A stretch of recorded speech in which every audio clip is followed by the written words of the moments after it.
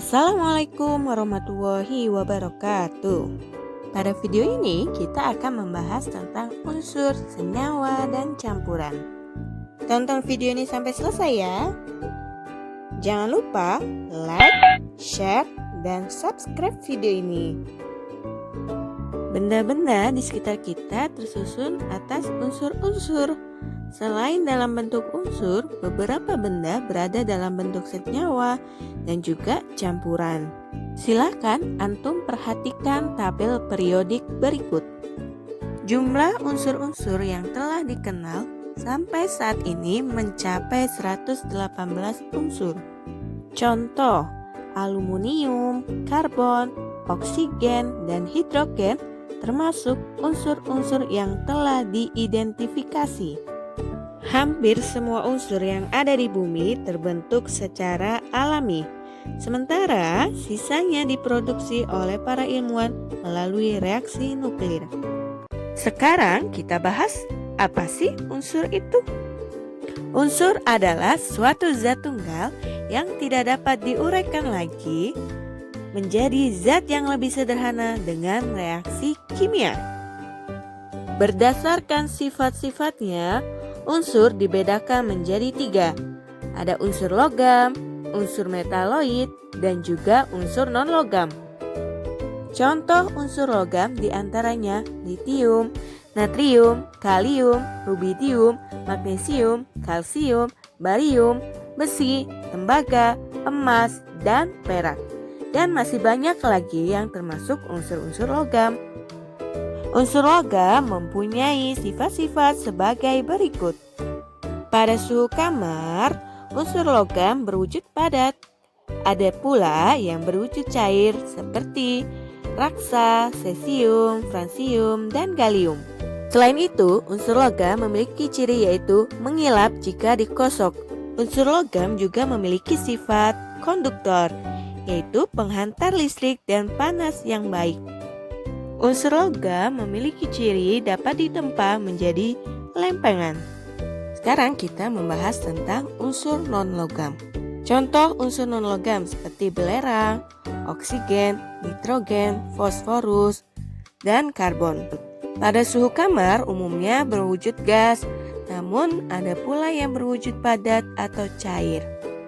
Sifat unsur non-logam yang lainnya yaitu bersifat isolator, yang tidak dapat menghantarkan panas dan listrik, kecuali beberapa unsur non-logam seperti karbon yang bersifat konduktor. Dan unsur non-logam memiliki sifat tidak dapat mengilap serta tidak dapat ditempa.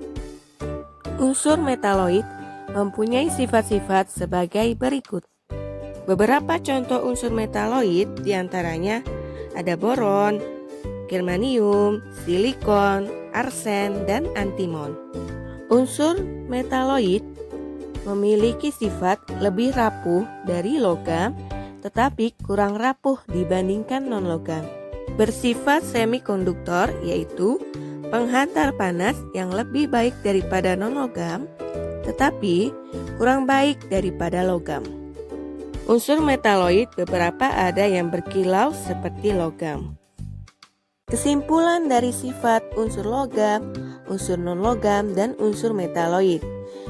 Jika ditinjau dari kilapannya, unsur logam itu dapat mengilap, sedangkan unsur non-logam itu tidak dapat mengilap. Nah, pada unsur metaloid ada beberapa yang bisa mengilap seperti logam, ada juga yang tidak mengilap seperti non-logam. Jika ditinjau dari penghantar listriknya, unsur logam memiliki sifat konduktor, yaitu penghantar listrik dan panas yang baik. Sedangkan unsur non-logam bersifat isolator, yaitu tidak dapat menghantarkan panas dan listrik. Nah, pada unsur metaloid itu bersifat semikonduktor, yaitu penghantar panas yang lebih baik daripada non-logam, tetapi kurang baik daripada logam. Unsur logam memiliki sifat dapat ditempa menjadi lempengan. Apa sih itu tempa? Tempa itu memukul-mukul Tempa itu adalah memukul-mukul sejenis besi untuk dijadikan sebuah perkakas, misalkan pisau dan lain sebagainya. Untuk membedakan antara unsur yang satu dengan unsur lainnya, setiap unsur diberi nama yang berbeda dengan nama unsur lainnya. Akan tetapi, untuk lebih mempermudah penulisan masing-masing unsur, maka dibuatlah suatu lambang tertentu untuk setiap unsur. Lambang inilah yang disebut sebagai lambang unsur. Sebagai contoh, unsur nitrogen memiliki nama latin nitrogenium, maka lambang unsurnya adalah huruf N besar. Contoh lain, perak. Perak memiliki nama latin yaitu argentum, maka lambang unsurnya adalah A besar G kecil atau Ag. Bahasa Inggrisnya perak adalah silver. Karena jumlah unsur yang ditemukan lebih banyak dari jumlah huruf abjad yang hanya 28 huruf dan terdapat unsur-unsur yang dimulai dengan huruf pertama yang sama, maka beberapa unsur dilambangkan menggunakan huruf pertama yaitu huruf besar dan salah satu huruf kecil yang ada pada nama unsur tersebut. Contoh unsur non-logam seperti oksigen. Oksigen memiliki nama latin yaitu oxygenium, maka lambang unsur tersebut adalah O huruf besar. Pembahasan selanjutnya kita akan membahas tentang senyawa. Senyawa adalah zat tunggal yang secara kimia dapat diuraikan lagi menjadi zat-zat yang lebih sederhana. Ciri-ciri senyawa sebagai berikut. Yang pertama merupakan zat tunggal. Kedua, terbentuk dari dua unsur atau lebih yang berbeda jenis dengan perbandingan tertentu dan tetap. Ketiga, sifat senyawa berbeda dengan sifat-sifat unsur penyusunnya. Keempat, senyawa dapat diuraikan menjadi unsur-unsurnya melalui proses kimia. Contoh senyawa yang akan kita bahas yaitu H2O atau lebih dikenal sebagai air.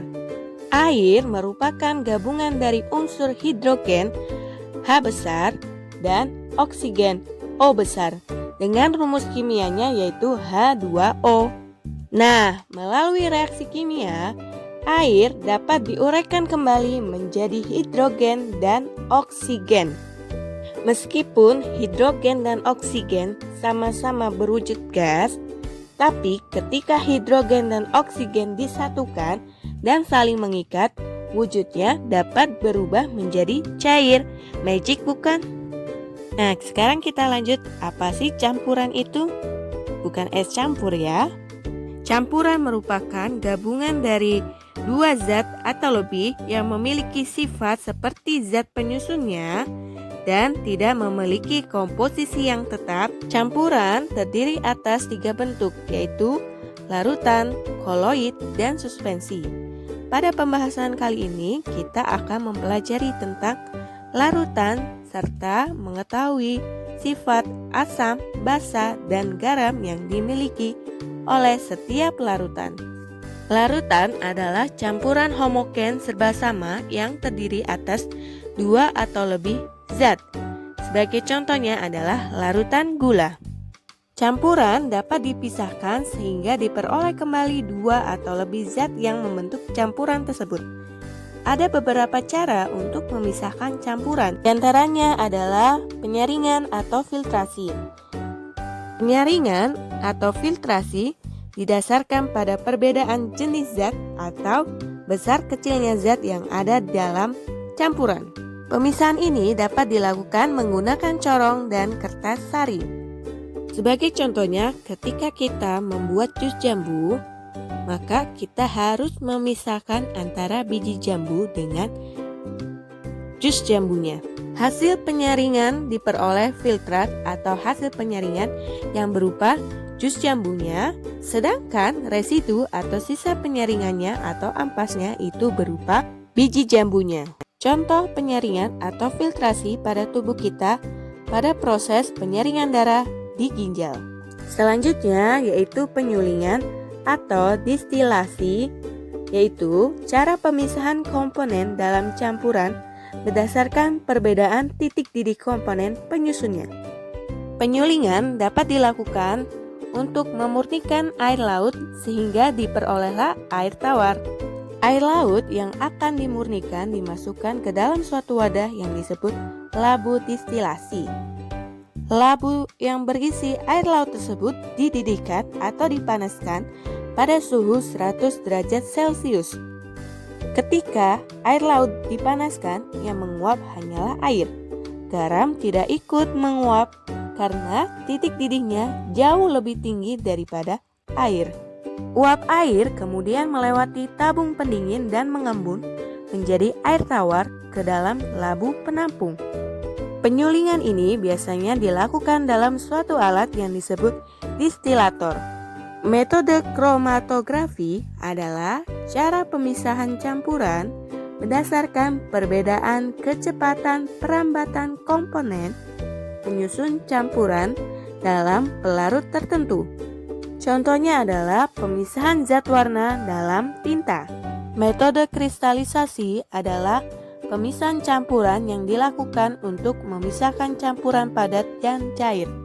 Cara kristalisasi digunakan pada contoh berikut seperti bagaimana cara membuat garam dari air laut atau membuat gula tebu dari cairan tebu. Metode pemisahan sublimasi adalah pemisahan campuran yang didasarkan pada komponen campuran dengan salah satu komponen dapat menyublim atau terjadi perubahan wujud dari zat padat menjadi gas. Contohnya pemisahan kapur barus dari pengotornya. Metode pemisahan campuran yang harus antum pelajari ada 5. Yang pertama, penyaringan atau filtrasi. Kedua, penyulingan atau distilasi. Ketiga, kromatografi. 4, kristalisasi. Dan kelima adalah sublimasi. Oke, untuk pertemuan sekarang kita hanya membahas tentang unsur, senyawa, dan campuran. Untuk pertemuan selanjutnya kita akan membahas apa sih larutan asam, apa itu larutan basa, dan juga apa itu larutan garam. Terima kasih yang sudah nonton video ini. Jangan lupa like, subscribe, dan share video ini. Wassalamualaikum warahmatullahi wabarakatuh.